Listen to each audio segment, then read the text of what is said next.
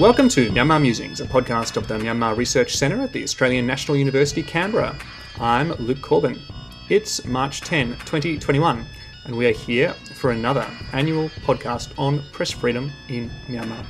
Today we're speaking again with two editors and journalists from Frontier Myanmar, Tom Kean and Ben Dunant, who are both in Yangon presently. Hello to you both. Hello. It's good to be back, Luke.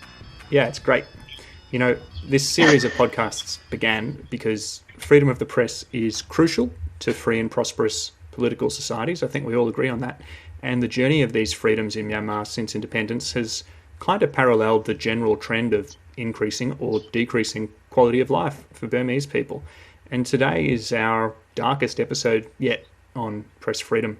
This week, the licenses of 5 local media outlets, that being Mizima, Democratic Voice of Burma, Kitvit Media, Myanmar Now and 7 Day News, were cancelled by the military regime, with several of their offices also being forcefully vandalised and looted for equipment and data. And another outlet, Gamayut Media, had its offices raided yesterday, with its co-founder Han Tan Yen and editor-in-chief Nathan Maung both arrested.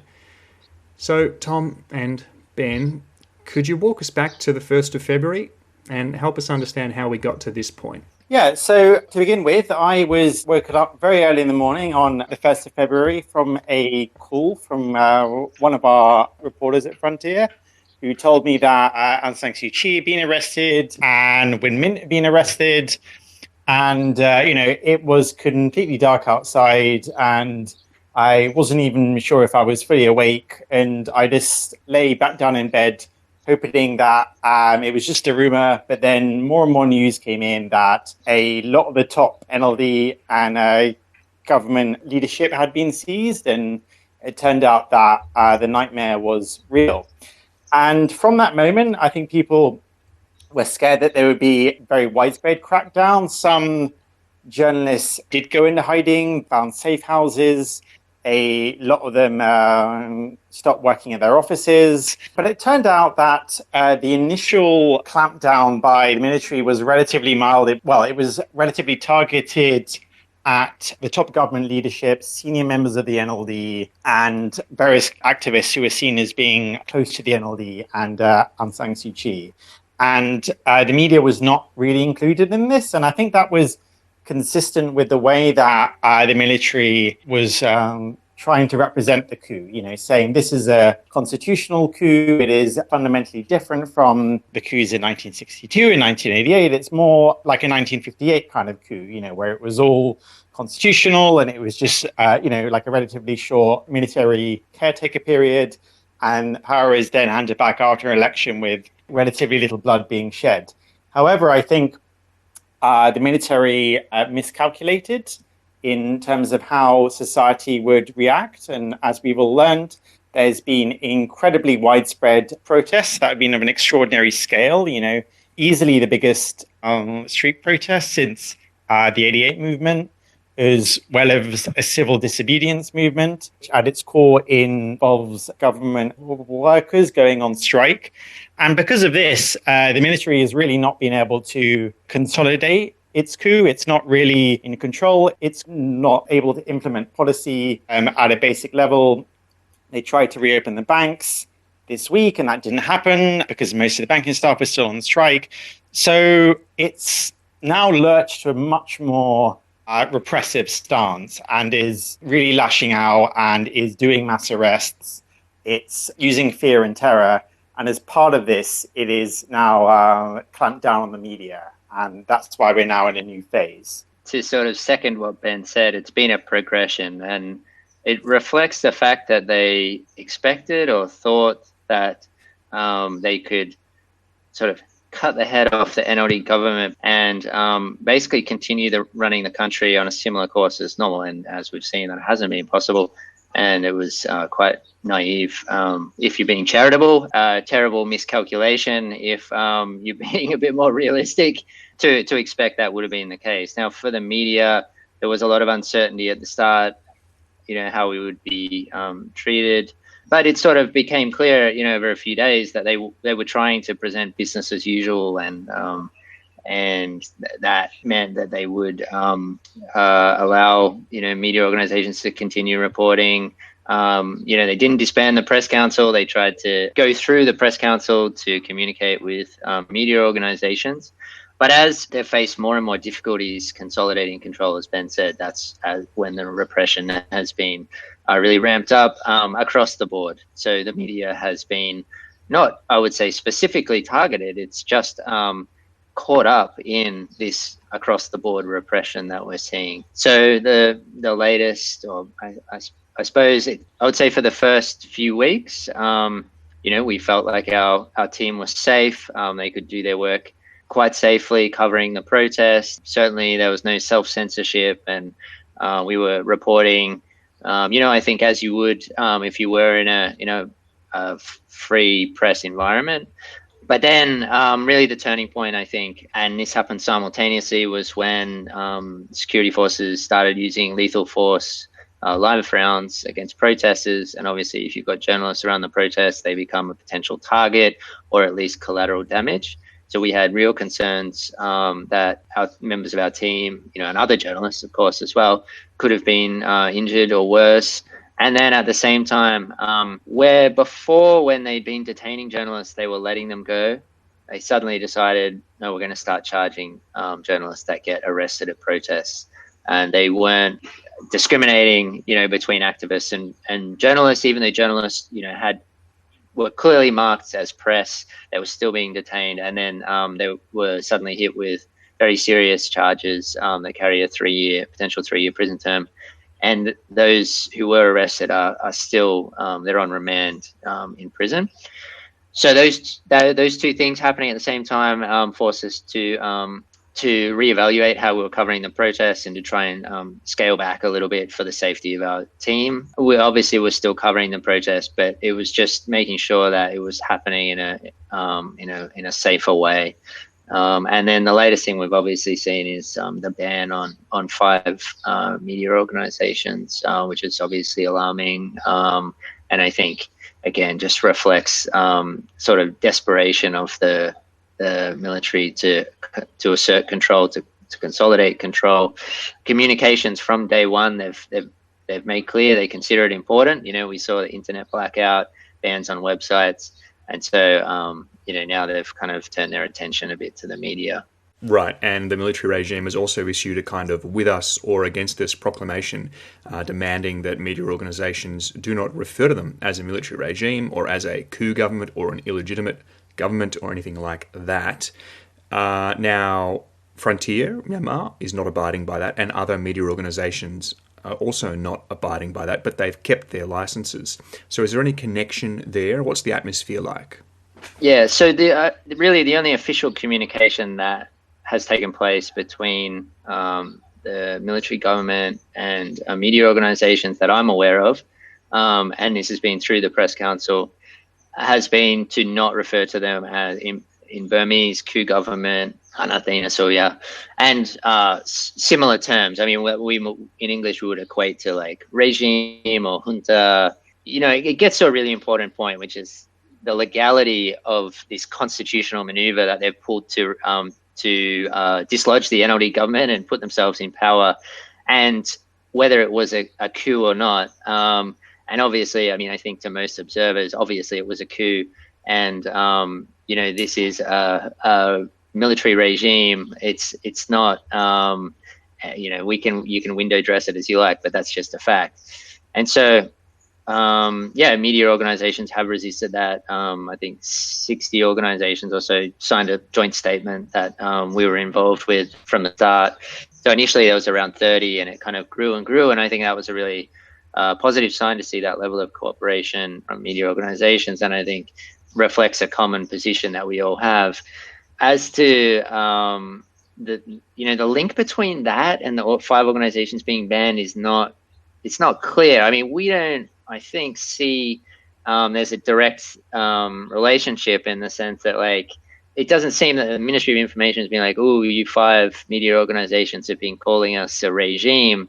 I think there are different factors involved here. I mean, you've got the largest media organization in the country being banned. You've got 2 exile media outlets being banned. You've got 2 other media outlets that are are online and are very aggressive in their reporting, very strident, you would say. I mean, certainly very ethical as well at the same time. Certainly not suggesting anything unethical. I think we've all got a lot of respect for the work that they do, but that it's not probably that surprising to us that that they were targets for the military initially. I mean, we have been using the words regime and military government and the words that they don't like, but that's not really the issue here at the moment. I think that's a bit of a pretext. And actually, when they banned them, they didn't mention anything about that. So. But the language is important because it cuts to the core issue of legitimacy. To add to that, I think by the military laying down this kind of red line of, these are the words that you can use to refer to us, I think that sort of has set things on a bit of a collision course. Because although I think a lot of newsrooms, including ours, are having very hard conversations about how we should present stories, like maybe kind of tone down this or that. At the end of the day, I think, if you are a credible news organization, you can't really pretend that the regime is something that it's not. I mean, maybe you can kind of tone things down. I mean, I think it's notable that two of the media organizations that have been banned and had their offices radioed, had referred to the government as a terrorist regime. So they were obviously not holding back at all. So, I mean, I think you can sort of minimize your risk by not using that kind of language. But at the same time, I think, you can't still deliver a quality news product to your readers and really conform to what the military is asking for. So I think it's sort of led to this situation where you can maybe self-censor to a degree, but I think it's pretty much impossible to self-censor to a degree that the military wants, while still holding true to your core principles and not sort of really antagonizing your readers, which would be sort of very keen to punish a news organization that would be seen as kowtowing to the regime. All right, and before we move away from the organizations, we've kind of got a bit of a theme with these annual episodes and talking about the Myanmar Times. The Myanmar Times is kind of an outlier in this instance. They've stopped publishing. What occurred at the Myanmar Times?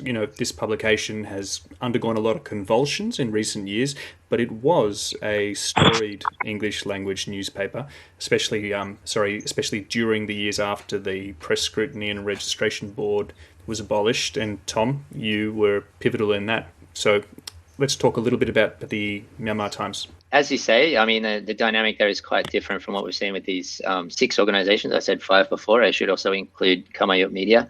Very different dynamic. I mean, Myanmar Times is very much a old school newspaper in the sense that it was very reliant on print advertising, and COVID-19 last year had really hit that organization hard financially, and had been, I think I can say, struggling along, and journalists were leaving and so on because of salary cuts, and they struggling to sort of maintain their newsroom.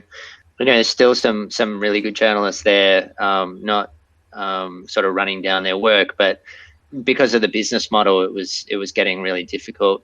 So you've got these kind of underlying problems, and then after the February 1 coup, there was a big blow up in the newsroom over internal censorship. Over the issues that we're talking about. I mean, how to refer to the military regime and whether you can call it a coup, and trying to get staff to moderate that language so that it's acceptable to the military, and also an incident involving whether to cover the military's first press conference in Naypyidaw, and the newsroom was against covering that, and management forced the journalists from Naypyidaw to attend. That was the kind of spark, but there's all these underlying issues. All those 2 incidents were the spark. There's a lot of underlying issues there. You had 20 journalists resign within the space of 2 days. I mean, that's the bulk of the newsroom, really. And then, also like the financial effects of since February 1 as well. I mean, have just made the situation even more difficult. So they announced a 3-month suspension of publication across all platforms, so print and online. And I think it's really kind of doubtful whether they'll be back or not. I mean, I worked there for 8.5 years almost. Really sad to see that things have worked out this way. But, it was also quite difficult to see how they could have turned around the newspaper, particularly the financial kind of position they were in. So, but it's sad. I mean, they were doing a lot of good work as well. And it does leave a gap, certainly in the English language market for news coverage. Okay, so thinking about journalists themselves, the military regime earlier, about a month ago, released somewhere in the realm of 23,000 prisoners from the prisons and has been filling up those vacant cells with protesters. More than 2,000 people currently jailed on spurious charges recently. Do we know how many? Tried to look this up, but do we know how many reporters are behind bars and whether their charges are different to the kinds that were being used before February 1 and what's being done to free them? The latest information that we have is that 37 journalists have been detained, and of those, I think 18 have been confirmed released, and then of the remainder, 10 have been charged under 505A. So there's some that we don't know yet if they're going to be released or face charges. Kamayut Media, for example, two senior editors there. But it's as a proportion of the total number of people detained, it's a fraction. But in terms of the proportion of media workers in the country, it's quite significant and a very widespread of organizations, I would add. I mean, a lot of them are outside Yangon, in places like Michina and Moiwa. So it's obviously a really concerning situation, and we haven't seen anything like this. We haven't seen anything like this since before 2010. Just to sort of put it in context, this is unprecedented, the level of repression that we're facing now. Quite soon after taking power, the military did make some changes to the penal code. It's introduced a new provision under 505A section in the penal code, which is about incitement and sedition. And that mentions the spreading of fake news. And that almost looks like it was made as a tool to imprison journalists. And not all, but several of the reporters who have been arrested, and most of them have been arrested on the sidelines of protests. So while they're covering protests. And in that context, it's not entirely clear whether they were targeted or whether they were just kind of scooped up because they were there. They were alongside other protests. However, they do seem to be hit by this new section, which I think sort of shows that although the military perhaps did not initially intend to go after the media very quickly, it did sort of hand itself new legal tools, so it was easier to do that.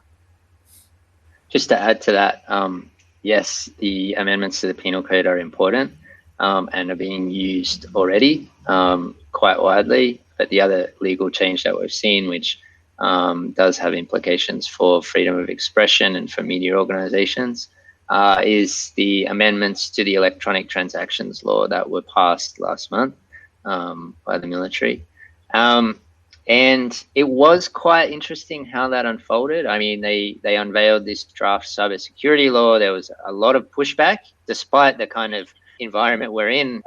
There was a lot of opposition to that from a wide range of stakeholders. I mean, obviously from the sort of digital rights crowd that are quite active in Myanmar, but also from Western business chambers, the UMFCCI, which is Myanmar's peak business body, also had their concerns about it. And there did seem to be a back down on that from what we can work out. But then they overnight, because that's how laws are changed and introduced now, announced amendments to the electronic transactions law, which was introduced first in 2004, was used to lock up activists after the September 2007 protests.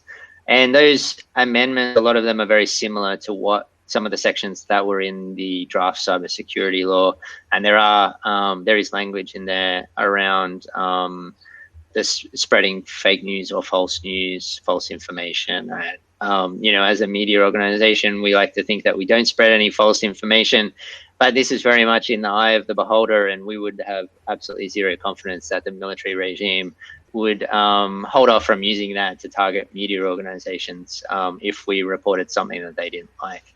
So clearly there's another threat there as well. It hasn't been used, but it's very concerning for everyone. And I mean, not just for media organizations, anyone who's posting anything on social media really is at risk now, although they were at risk before. So it's just another weapon in the repression toolkit, I would say. Right, and these methods in the repression toolkit are there to counter, a tool that is part of this that is also in the resistance toolkit, which is, social media and the mobile phone.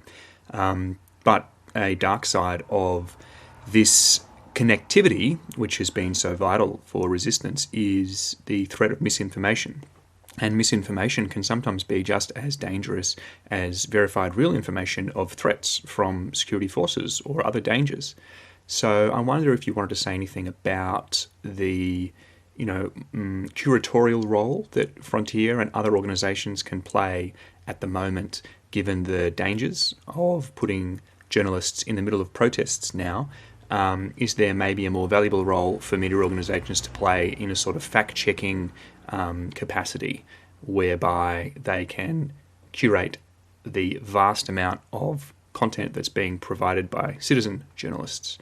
Yeah, no, absolutely. Yeah. The amount of documentation is incredibly important, and it's probably another element of the military's miscalculation. It's the environment now is so incredibly different from, say, 88 or the Saffron Revolution, where you had these underground video journalists who had to smuggle out videotapes at huge risk to themselves. Like now, it's very easy for any citizen, who has a smartphone, which seems to be most of them, to get in contact with foreign news organizations to spread these online. And although the regime was initially trying to restrict the internet, on the first big weekend of protests, the internet was shut down for more than a day. I think it became quickly apparent that this was not economically sustainable. It was hard enough for the government to keep the economy going, given how many online payments go on and so on. So I think it sort of came to the realization that it could only control the internet to a degree. Although Facebook and Twitter are blocked, if you have your hands on a good VPN, you can get around them. And I think the mass adoption of VPNs has been fairly successful. I mean, if you look at the kind of numbers that very popular social media posts get, it's pretty much kind of equivalent to the kind of engagement that you would get before the coup. So that shows that a lot of at least the more socially active citizens have been able to use VPNs to get around these blocks.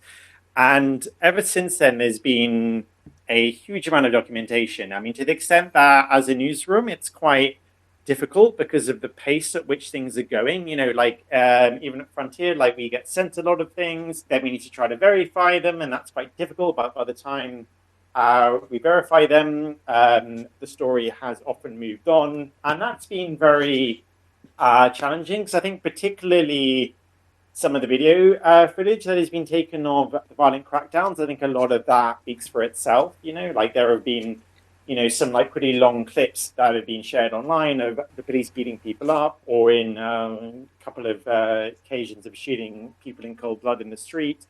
And that, I think, is very hard for anyone to deny. However, there has been some more spurious content. I think probably the most alarming example of that was after there was a mass pardoning of convicts quite early on after the coup. There were many rumors of newly released convicts being injected with drugs and then being dropped off in neighborhoods across Yangon and in various other cities, with instructions to wreak mayhem. There were rumors that they were poisoning the wells, that they had incendiary material, that they were going to set fire to houses. Now, that may have been true in a few instances, but through social media, it kind of blew out of proportion. And you had a lot of local community groups that were hunting down anyone that they found out on the streets after the 8 p.m. curfew. And a couple of our staff witnessed some pretty disturbing scenes where, it was obvious that it was just some guy who maybe was drunk or had like some kind of mental illness, was just in the wrong place at the wrong time, was found in a dark alley, and then was very, very roughly interrogated. And we were able to debunk some of that and sort of show that this was sort of an example of how things spreading on social media can be unhelpful and can cause a lot of harm and could increase fear. However, the time we kind of debunked that had kind of already passed. So I'd say overall it's quite a mixed bag. And I think maybe one of the reasons that the military decided against particularly sustained internet blackouts is that, although it might help the military out to close down the internet, it can also help to destabilize things by spreading a lot of disinformation.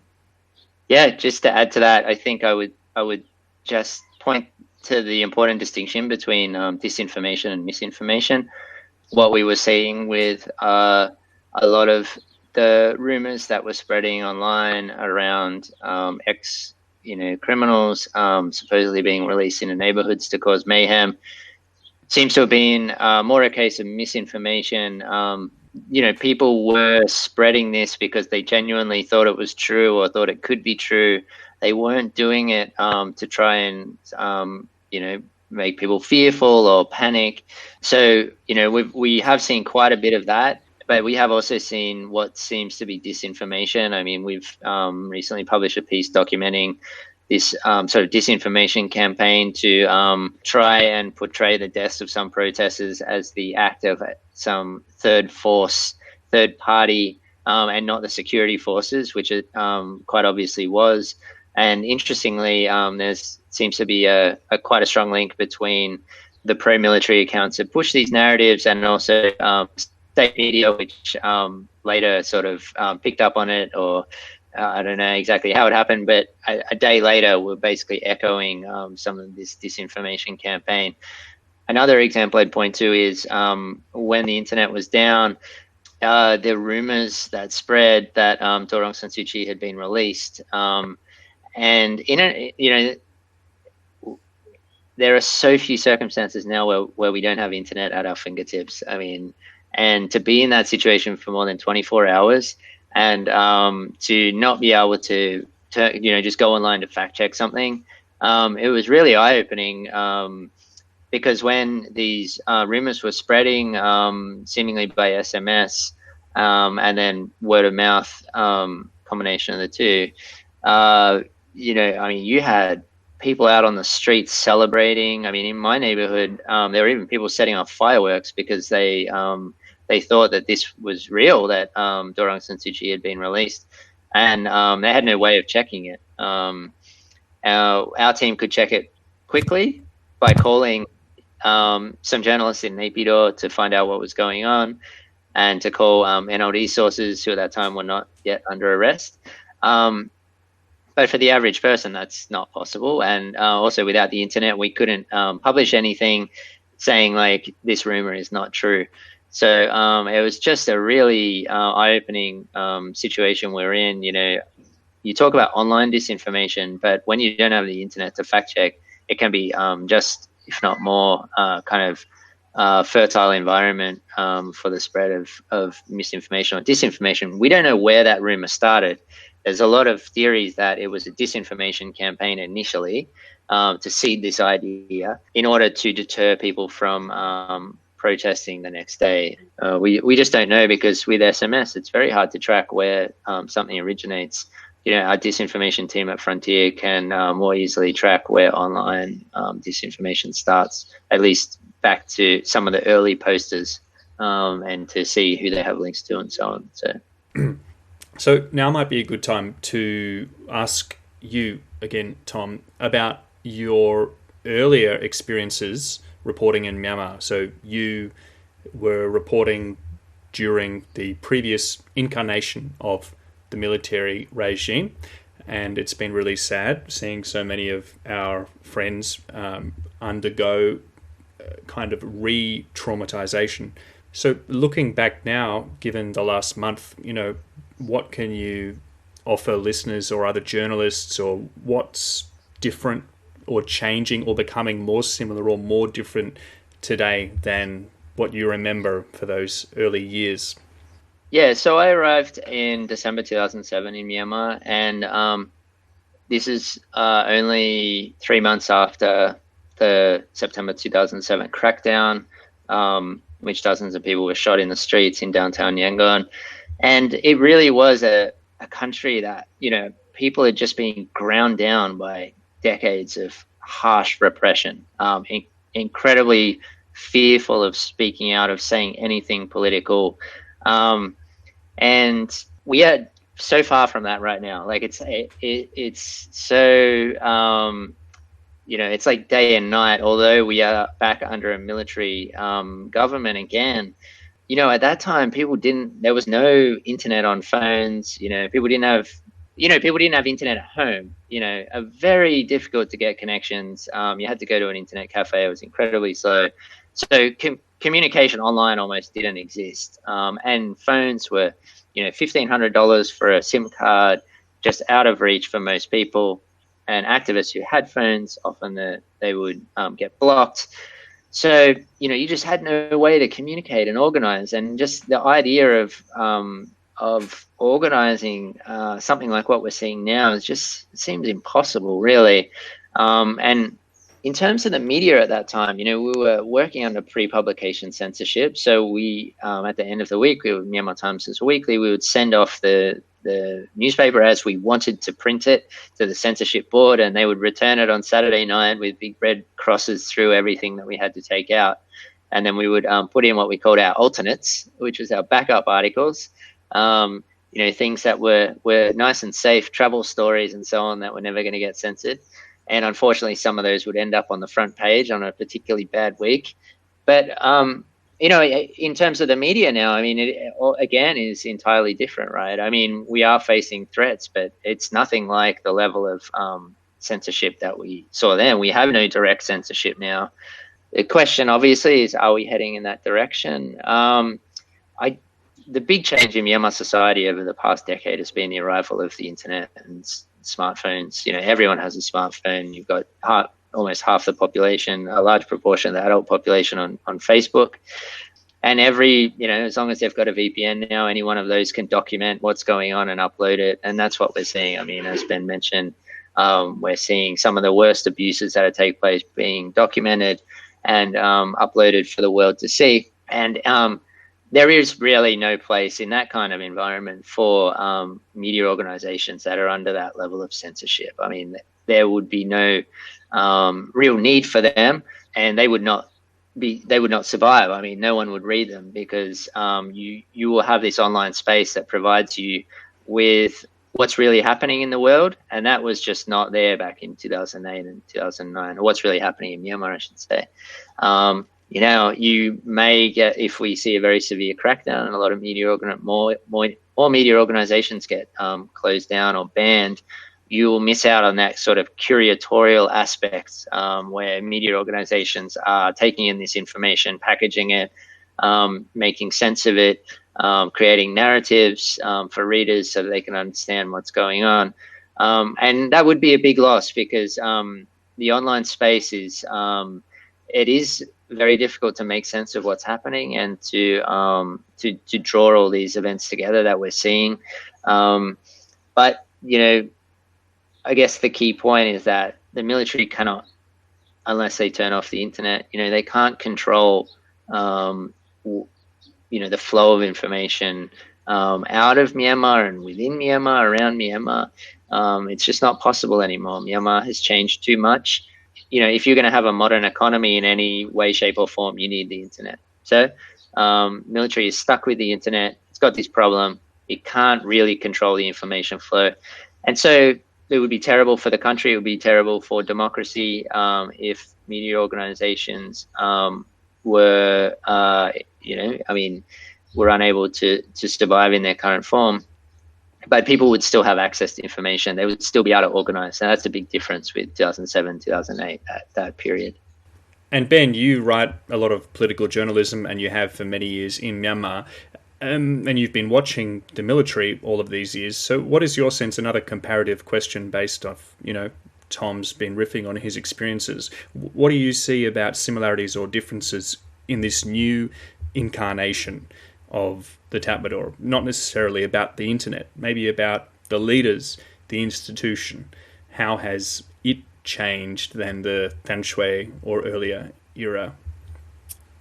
That is a tricky question. I think partly because the military is a very secretive organization. There are very few people who really have any good contacts in the military. You tend to hear of things, third or fourth hand. But I think a lot of people obviously knew that a coup was possible, but most people bet against it happening because it just seemed like rather a stupid thing for the military to do. It was in a fairly good position under the 2008 constitution, could pursue its military modernization agenda.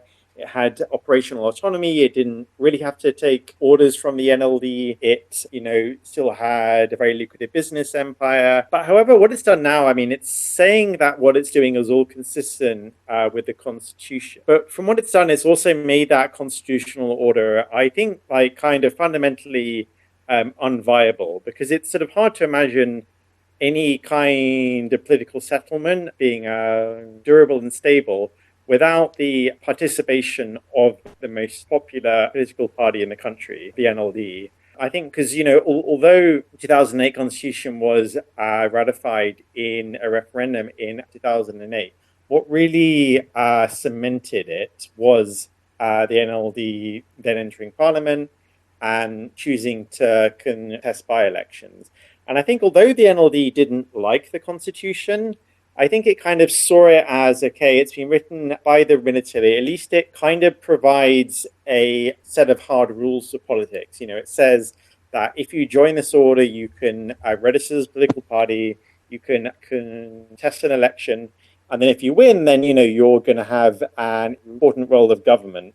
And that, the military will be beholden to these rules because, it is the constitution that was written by the military. However, now the military, through its coup, has set a precedent where these rules don't really matter anymore, that whenever the military is unhappy with, the NLD or any other party, it can step in and do dubious legal maneuver through a state of emergency. So it's sort of, although it says it's going to hold an election in a year and, there isn't going to be any substantial constitutional change, it's hard not to see the constitution as essentially bust, because why would the NLD want to re-enter, a game where it appears that there are no clear rules? So it seems like the military has entered a bit of a dead end. It's not been able to consolidate its coup. It's not really in control of the country. It's not able to implement policy at even a basic level, really. It has tried to reopen the banks. It's not been able to do that. It's tried to get its government recognized overseas. Even in Southeast Asia, governments that normally do not put a very high score on human rights have refrained from really coming out and recognizing the new government here. So I think it's sort of entered a point where it's going to need to find a way out. And I think that way out would need to involve the NLD somehow. And through any kind of viable deal, it's hard not to imagine the military then having to accept a reduced role and essentially having to make concessions that I think would put it in a worse position than it was before the coup under the 2008 constitution. Just to follow up on Ben's point, the military seems to be heading down a blind alley on its current trajectory. To consolidate control and to make the country governable, I think would just require a level of repression that would be, it's almost hard to comprehend. I think, how severe that would have to be. Like I said, it took decades really for them to get the country under control after 1988. And that was, in a much different environment when people didn't have the tools that they have now. And I think what's been really powerful, those tools have enabled people to connect and to see that they are not alone, and that there are millions of people around Myanmar that are just as angry as them, and just as desperate to get rid of the military and willing to take the same kind of risks. And there's an incredible, even as a lot of the finer points are still argued over, there's an incredible degree of solidarity in Myanmar right now.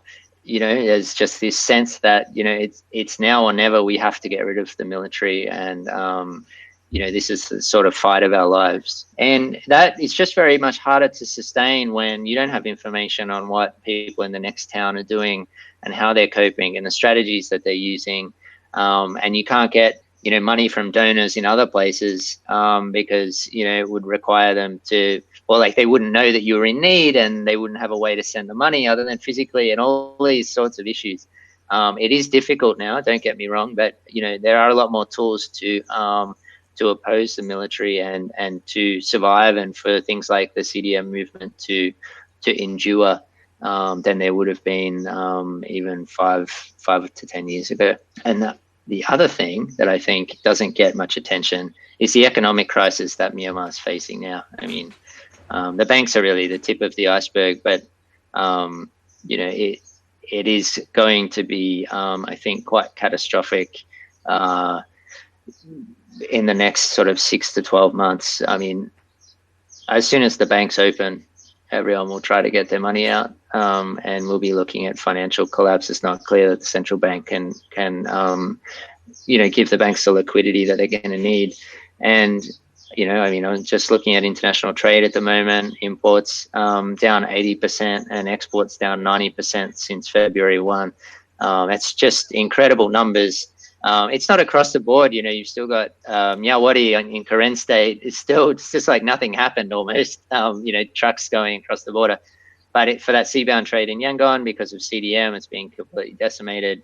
And if you drive around the streets of Yangon, it's like COVID lockdown, but even more severe. I mean, in the neighborhood where I live on the main road, everything's boarded up, shut down, no one out on the streets.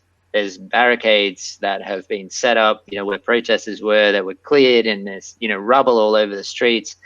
I just drove to the supermarket, kind of dodging these barricades, roadblocks that had been partly dismantled by the security forces. And on the way back, protesters were setting up, they were rebuilding them, with these they had bins and they'd put Gen Z, graffitied on them and stuff. So it's just this kind of never-ending battle, really, for the security forces. And I think it speaks to the point that I made earlier, is like to get to a point where things are quote-unquote normal, in terms of like the economy being able to function and the government being able to govern, will just, require a huge level of repression. I just don't see any other way, because people are so resistant to military rule right now. And so determined to fight it. One silver lining to the awful situation now is, I think, society is now very appreciative of the role of journalists, which was always a bit of a problem before. I think we discussed this in previous versions of this podcast, that a lot of younger journalists felt that, they were dealt with quite a lot of contempt by the rest of society, that like they were troublemakers, that they were giving very popular government a hard time, and not really always appreciating the role that the media does have in holding the government to account. A lot of people just kind of perceived any kind of criticism of the old government as, attempt to tear that government down. And now I think a lot of and that meant to a lot of journalists wanting to quit, lots of problems with morale. And now I think, although despite the risks, I think there's a lot of journalists now, they have a very strong sense of mission one of our security challenges at Frontier is often trying to hold reporters back, because they all really want to be on the front lines.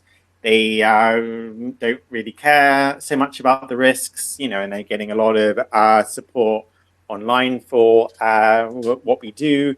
On Frontier Facebook posts, we used to get a lot of trolls. We now don't get so many trolls. So I think although things are very hard for the media, I think that they are playing a useful and important role, and they feel that society does back what they do. And I think that that's sort of a good feeling, even if we're all kind of doomed in the long run. It kind of still puts a bit of a spring in your step, I think. It's a big if.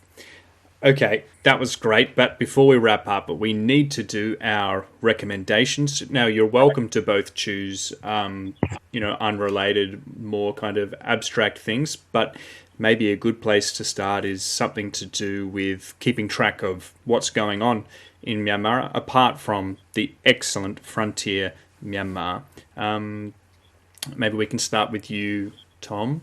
Yeah, I would just say Myanmar Twitter has come along in leaps and bounds, both for better and worse, over the past 5 to 6 weeks. I mean, if you think about what Myanmar Twitter was like before, I mean, we basically knew all our followers by name, and they were a loyal kind of readership that we appreciated. But I mean, the take up of Twitter because of the initial ban on Facebook, was really significant. And I think it's not just an access issue that's driving this. There's a real desire to tell the world what's happening and to share information with the world. And Twitter is seen as this kind of foreign platform, really. If I would say Facebook's what you kind of post for your friends, I guess, and Twitter is what you post to the world. And so what we see, for example, just as an example, I mean, we have a reporter in Mandalay, and when someone, a protester was unfortunately killed by the security forces, he passed us the information. He didn't have any photos because he'd been running from the police at the time when they opened fire, and so I just posted a breaking kind of tweet. But underneath, people posted, and as if you're squeamish, you're not really going to like this, but posted the evidence of the person who'd been killed, right? I mean, photos and videos and so on. And so, I mean, that raises a lot of issues about whether these things should be online and so on. But if we put that aside for a second, I mean, you can see the way people are using Twitter, which is to document what is happening and to tell the world, show the world, what the military is doing. And I think that, it's also being used to spread misinformation. That was sort of I think a lot of the ground zero for the misinformation, or what seemed to be misinformation about the ex-criminals being released as well. So you take the good with the bad, but certainly as a source of information for what's going on, I would recommend Twitter now in a way that I wouldn't have recommended it before. I mean, before it was sort of, well-informed debate from a small number of kind of Myanmar watchers, but now it's a real source of primary information about what's happening. And I think just one, this is not a recommendation, but one observation on how social media use has changed. I mean, if you look at Facebook, before it was a lot of family photos, socializing, funny memes, and very light sort of content. I mean, there was political discussion, but it has become almost 100% about events, political events in Myanmar, commenting on the military, on what's happening, during that day. I mean, there's implicit understanding that you'll not post photos of yourself socializing with friends or doing something fun, because you would show yourself as completely out of touch with the mood in Myanmar at the moment, which is, almost in full-blown revolution, really. I mean, that's the mindset. And people who are posting that kind of stuff are really being hounded And it's just been incredible to see that change. I mean, there really is a country on a mission to remove the military from power. It's what everyone is thinking about nearly 24 hours a day. So that's reflected on Facebook, which traditionally has been that kind of socializing platform.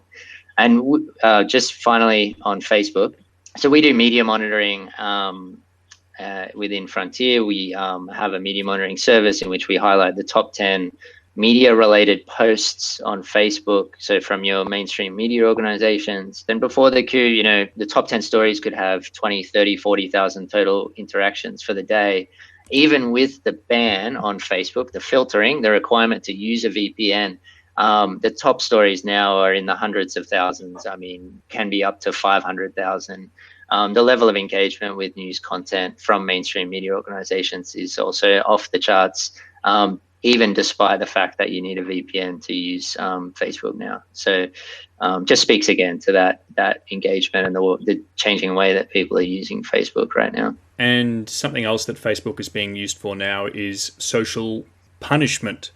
So what is that, and how does that play into citizen journalism? Ben, maybe before we get to your recommendation, sorry to do this to you.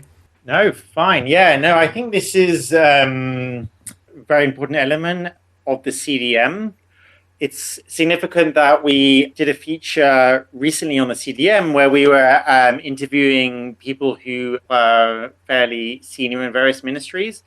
And they were saying that one of the biggest reasons why a lot of their staff were not going in was not so much because of their conviction, you know, their belief in the struggle, but because they were scared of being socially shamed. You know, there is a lot of doxing going on. There's basically a lot of stuff that in any kind of ordinary circumstance, you know, would amount, you know, to like a fairly gross invasion of privacy and cyberbullying.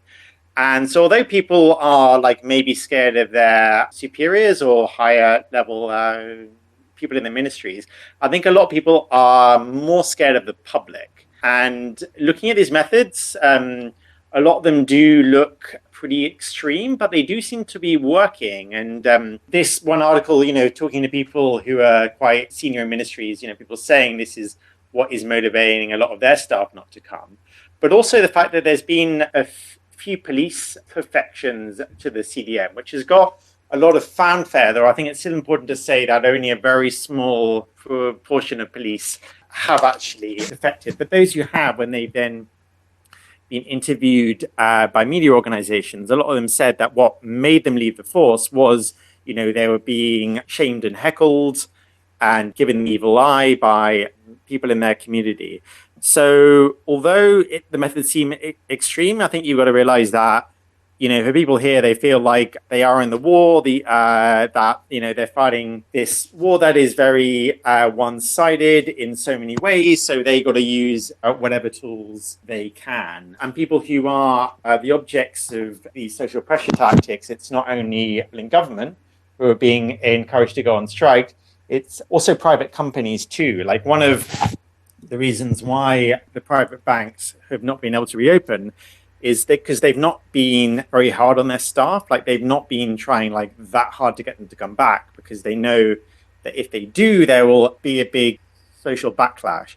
And I think that any kind of business that is in any way consumer facing is very, very scared of the public now, because they do seem to be of one mind, and they are very unforgiving of anything that smacks like collaboration with the junta. Just to give you a few more examples of that kind of social pressure and social punishment, and the tactics that, yeah, I mean, it's a great way to explain it. You know, I mean, it often doesn't feel right, but you have to remember the way the way that people feel they're in a war right now, and it is one-sided because we don't have guns, so we have to find these other tactics. Just as an example, a colleague was talking about how outside an electricity office where you go to pay your bills, a group of men had set up and were threatening anyone who tried to come and pay their electricity bills, because that is providing this, as they see it, illegitimate government with revenue. Another example, in customs, for example, the customs department, we haven't seen a lot of CDM officially, but what has happened is that protesters have targeted Customs House, and staff are either trying to sneak in the back door to avoid the protesters, and there have been police posted at the building now for their security. I mean, trying to sneak in back through the back door, or just taking leave to avoid the whole question of having to take CDM. And even though they are not joining the movement, they are contributing to the paralysis of government, which has made CDM so powerful. Yeah, it really is. And I mean, we could do a whole episode on the CDM. But let's wrap it up now. And to do that, we need your recommendation, Ben. I did read the book Outrage by Bertel Lintner recently. I read that just before the coup, but I found it very, very vivid. You know, it's based on interviews with a lot of the student activists who ran to the border after '88, and then they met Bertel Lintner there, and he very exhaustively documented all their stories. So a lot of these accounts, you know, like it really puts you like right there on the streets in '88. It's a lot of accounts like, you know, and then I was there with all my student comrades. Then the soldiers came with their Bren guns. And I think that like so much of what is happening now does have very, very strong parallels with '88 in terms of so much of the government shutting down, a lot of these self-governance mechanisms being started, you know, the whole sense of an entire society going into a revolt. Although I think another rather sobering thing about that book is you realize that although we've seen some really awful instances of violence and cold-blooded murder in some cases, you know, with all those sniper headshots, the army here can and has done a lot worse, you know. Like there were scenes in '88 where, you know, machine guns, you know, were turned directly on to marching columns of students. And I think it really shows you what the military is capable of and how things could get much worse. And I hope that all the documentation that we've been talking about it, the fact that almost everyone has a smartphone, they have been uploading all the bad things that we've been hearing about. So we'll learn about every police murder or active army brutality really fast. I really hope, and I sort of am cautiously optimistic that that will prevent some of the worst excesses that we saw in '88. Yeah, great points, Ben, and an excellent recommendation. I actually went back and reread Outrage in December too, by eerie coincidence. That brings us to the end of another annual Press Freedom episode, Press Freedom 2021. So thank you to Ben and thank you, Tom. See you next time. Thank you for having us. Bye, Luke. Thanks for having me again. See you next year, same time.